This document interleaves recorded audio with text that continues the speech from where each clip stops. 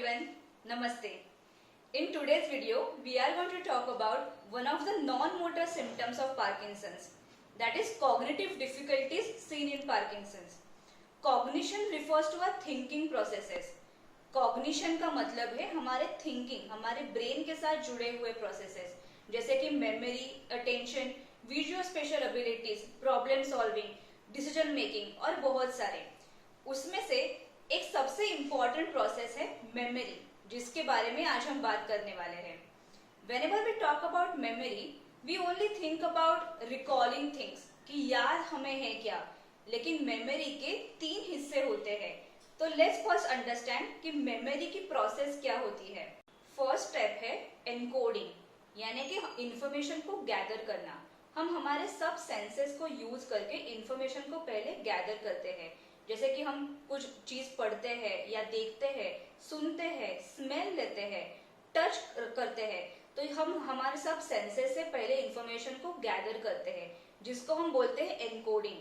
जैसे कि हम चीजें इकट्ठा करके कबर्ड में रखते हैं स्टोरेज के लिए. So first step is encoding. Encoding में बहुत इंपॉर्टेंट है कि आपका इंटरेस्ट है क्या वो चीज में, या आपका ध्यान है. अगर आपका इंटरेस्ट भी है और अगर आप ध्यान से कोई चीज को एब्जॉर्ब करने की कोशिश कर रहे हैं, तो ये एनकोडिंग का प्रोसेस बहुत अच्छी तरह से हो पाएगा. और ये एनकोडिंग के ऊपर डिपेंड करता है कि आपका रिकॉल कितना अच्छा होने वाला है. The second step is storage, जहाँ पे ये इंफॉर्मेशन को स्टोर किया जाता है ब्रेन में. जैसे कि हमारी अलमारी में हम बहुत सारे चीजों को स्टोर करते हैं, ताकि जब भी जरूरत हो हम वो चीजों को निकाल सकते हैं. Similarly, our brain also stores a lot of information, mostly what is important to us.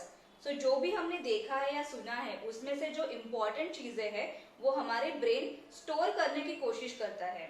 उसके बाद थर्ड स्टेप होता है दैट इज रिट्रीवल या रिकॉलिंग, जो हम नॉर्मल लैंग्वेज में बोलते हैं कि कितना हमें याद आ रहा है जो इन्फॉर्मेशन हमने सीखा है. तो मेमोरी का थर्ड पार्ट होता है रिट्रीवल, कि जैसे हम अलमारी खोलते हैं और कुछ चीजों को निकालते हैं स्टोरेज से, तो उसको हम रिट्रीवल बोलते हैं. सिमिलरली हमारे ब्रेन से हम कितना याद करके इंफॉर्मेशन को रिट्रीव कर सकते हैं, रिकॉल कर सकते हैं, that is important for the third step of memory. तो जितना हमारा एनकोडिंग स्ट्रांग होगा, जितना हमारा स्टोरेज भी स्ट्रांग होगा, उतना ही हमारा रिकॉल अच्छा हो सकता है. पार्किंसंस में जो हम मेमोरी प्रॉब्लम्स देखते हैं वो दूसरे भी पार्किंसंस के सिम्टम्स के साथ रिलेटेड हो सकते हैं. जैसे कि अगर पार्किंसंस में आपको दूसरे नॉन मोटर सिम्टम्स जैसे कि एंजाइटी या डिप्रेशन महसूस करते हैं, सो उसका इफेक्ट भी आपके मेमोरी के ऊपर हो सकता है. या आपके स्लीप प्रॉब्लम्स, अगर आप रात में अच्छी नींद नहीं ले पा रहे हैं तो आपकी मेमोरी अफेक्ट हो सकती है. या आपकी जनरल हेल्थ एंड डाइट, अगर आप बहुत कम खाना खाने लगे हैं या आपके डाइट में बहुत बदलाव आए हैं, तो उसका भी हमारे ब्रेन के प्रोसेसेस में यानी कि कॉग्निशन पे असर हो सकता है. सो अगर आपको लगता है कि आप ये मेमोरी प्रॉब्लम्स को एक्सपीरियंस करते हैं, आपको ये चीजों के बारे में भी ध्यान देना इम्पोर्टेंट है. ऐसे मेमोरी के साथ कुछ चेंजेस आप पार्किंसंस में देख सकते हैं.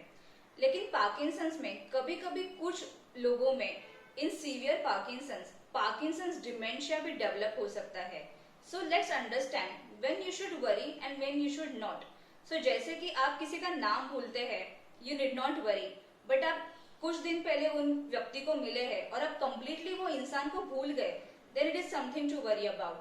या कभी आप कोई पर्टिकुलर फंक्शन की डेट भूल जाते हैं, that is absolutely all right.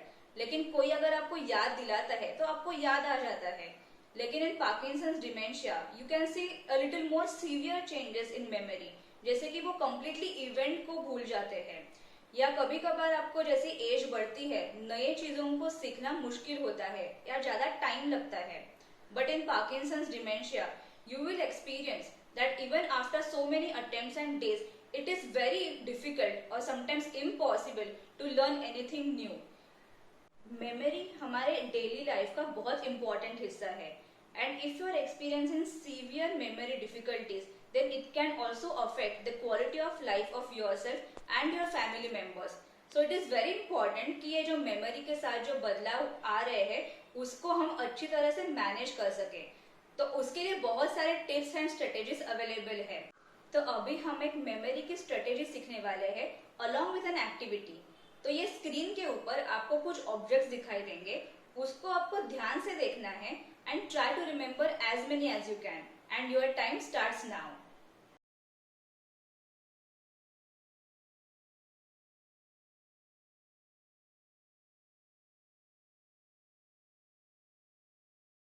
क्या आपने ये पिक्चर में ऑब्जर्व किया कि इसमें कुछ कैटेगरीज में ऑब्जेक्ट्स डिवाइड किए थे, जैसे कि fruits, vegetables and dairy products. अगर आपने ये कैटेगरीज में उसको याद रखने की कोशिश की तो it was easy for you to remember then remembering all the things at random. तो कैटेगराइजेशन ये बहुत इंपॉर्टेंट मेमोरी टिप है। So if you try to remember this information in categories, it will be easy for you to remember it and also you can remember this information for a longer period of time. जैसे कि हम grocery store में जाते हैं and if you have your list divided into categories, it will be easy for you to make the list and also remember the list when you go to the grocery store. Similarly, हम हमारे kitchen में भी अलग अलग compartments में अलग अलग चीजों को रखते हैं, जैसे कि ग्रेन्स कहीं होते हैं या मसाले कहीं और जगह पे होते हैं। तो whenever we want to go out and search for anything, it is easy for us to go out and search अगर हमने सही जगह पे सही चीज को रखा है। सिमिलरली हमारे अलमारी में भी हम शर्ट्स को अलग, पैंट्स को अलग या हमारे फेस्टिवल में पहनने के कपड़ों को अलग रखते हैं, so that it is easy for us to go out and search for a particular cloth wherever we want. This was tip number 1, categorization. I hope आपके डेली लाइफ में आप ये टिप को यूज करेंगे। नाउ लेट्स ऑल्सो लर्न अलग अलग tips जो आप आपके मेमोरी के लिए यूज कर सकते हैं। अगर आपको कोई भी चीज याद रखने में मुश्किल हो रही है, आप एक टू डू लिस्ट बना सकते हैं जिसमें आपके इम्पोर्टेंट अपॉइंटमेंट्स या हर दिन के इम्पोर्टेंट काम को आप लिख सकते हैं। So it will be easy for you to follow that to do list and also do all the work that was assigned for particular day. अगर आप लिस्ट बनाने की जगह आप मोबाइल में रिमाइंडर्स भी लगा सकते हैं, specially for your medicine time या आपकी डॉक्टर की अपॉइंटमेंट। ऐसे इंपॉर्टेंट काम के लिए आप मोबाइल में रिमाइंडर भी लगा सकते हैं। Another tip that you can use is associations, यानी दो चीजों को साथ में याद रखना। जैसे कि हम salt and paper, bread and butter, ये दो चीजें साथ में याद रख सकते हैं क्योंकि वो बार बार साथ में यूज होते हैं। सिमिलरली अगर हमें दो चीजों को याद रखना है, हम उसमें कुछ एसोसिएशन करने की कोशिश कर सकते हैं। जैसे अगर आपको किसी के नाम और किसी का बर्थडे याद रखना है, तो आप वो नाम के साथ वो बर्थडे को कुछ कॉम्बिनेशन में कुछ मीनिंगफुल एसोसिएशन बना सकते हैं। जैसे कि अगर किसी का बर्थडे 15 अगस्त को आता है, may be you can remember independence day जो आपके मेमोरी में ऑलरेडी इंफॉर्मेशन है, उसके साथ आप वो पर्टिकुलर व्यक्ति का नाम याद रखने की कोशिश कर सकते हैं ताकि ये दोनों चीजें आपको साथ में याद हो सकते हैं। या किसी व्यक्ति का नाम और उनके नाम का मीनिंग या उनके फेवरेट चीज आप साथ में याद रख सकते हैं। तो दो चीजें साथ में याद रखने से वो दोनों चीजों की मेमोरी आपके दिमाग में बहुत टाइम के लिए स्ट्रांग होती है and whenever you think about one thing, you will automatically think about another thing. So that's the power of associations. The fourth tip is visualization. यानी कि आप अगर आपकी चीजों को सही जगह पे रखते हैं और हमेशा सेम जगह पे रखते हैं, तो आप विजुअलाइज कर सकते हैं कि आपने आपका चश्मा ये जगह पे छोड़ दिया है। तो जब भी आपको चश्मा वापस लेने की जरूरत हो, तो आप विजुअली उसको इमेजिन कर सकते हैं कि आपने कौन सी जगह पे उसको छोड़ा है, and it will help you remember where you have kept your spectacles and also get them back. क्योंकि spectacles, मोबाइल या घर की चाबी हम बहुत बार भूल जाते हैं कि हमने कहाँ पे रखा है, लेकिन अगर एक पर्टिकुलर प्लेस में अगर आप ये चीजें रखते हैं, it will be easy for you to remember and get them back. Another strategy that you can use is sequencing.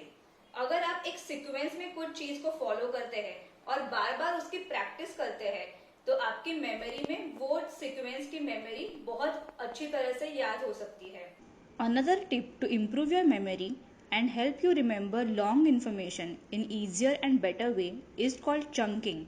Chunking एक ऐसे मेमोरी टिप है जिसमें अगर आपको लॉन्ग इन्फॉर्मेशन को याद रखना है तो आप उसको कुछ हिस्सों में डिवाइड कर सकते हैं और वो इन्फॉर्मेशन को याद रख सकते हैं।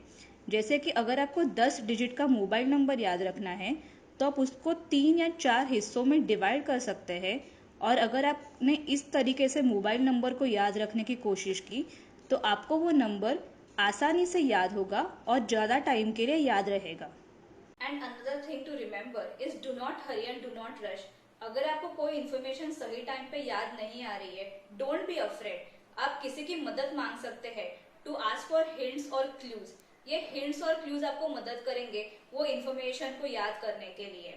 और most importantly you need to remember कि ये जो आज हमने टिप्स एंड स्ट्रेटेजी सीखे हैं उसको प्रैक्टिस करना बहुत इंपॉर्टेंट है, क्योंकि प्रैक्टिस एंड रिपीटेशन से मेमोरी आपकी स्ट्रांग हो सकती है और आपकी जो मेमोरी प्रॉब्लम्स है वो आप अच्छी तरह से मैनेज कर सकते हैं।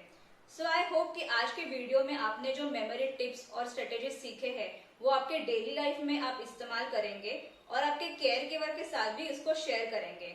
We learned a few things to improve memory and manage memory problems in Parkinson's. अभी हम कुछ टिप्स देखभालकर्ताओं के लिए देखेंगे जो पार्किंसंस के पेशेंट्स की देखभाल करने में जुड़े हैं। The first thing is keep things simple.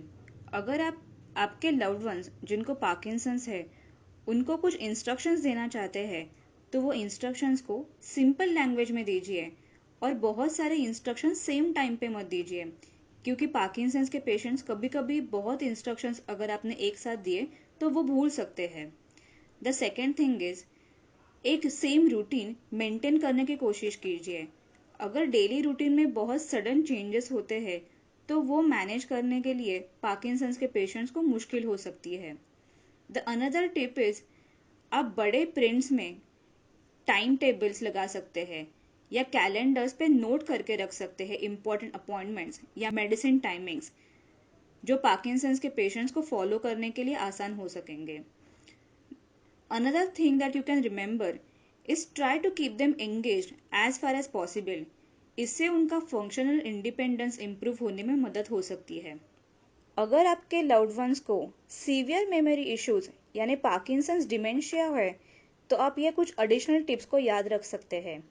जैसे कि उनको अगर घर में घूमने में मुश्किल होती है तो आप आपके डोर्स पे या घर में कुछ साइन बोर्ड्स लगा सकते हैं जो उनको ओरिएंट होने में मदद करेंगे।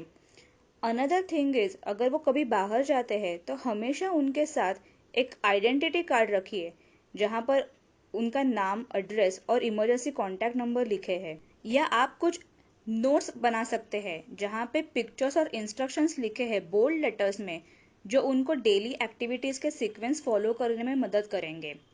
And the most important thing is be patient with them, क्योंकि आपके लव्ड वंस जो बिहेव कर रहे हैं वो जानबूझ के नहीं कर रहे, वो एक पार्किंसंस डिमेंशिया का हिस्सा है, तो उनके साथ पेशेंस दिखाइए, क्योंकि अगर आपका प्यार और पेशेंस उनको मिलेगा तो उनकी डेफिनेटली सहायता हो सकती है और उनकी पार्किंसंस की जर्नी और अच्छी हो सकती है। अगर आपको आज का वीडियो अच्छा लगा है so please hit a like button और आपके कमेंट्स भी कमेंट सेक्शन में डाल सकते हैं। आपको कोई पार्किंसंस के ऊपर सवाल है तो वो भी आप कमेंट सेक्शन में हमें पूछ सकते हैं। And please subscribe to our channel, क्योंकि हम पार्किंसंस के अलग अलग सिम्टम्स के ऊपर जानकारी देने वाले वीडियोस ये चैनल पे डालने वाले हैं। So keep watching this space for more content. Thank you.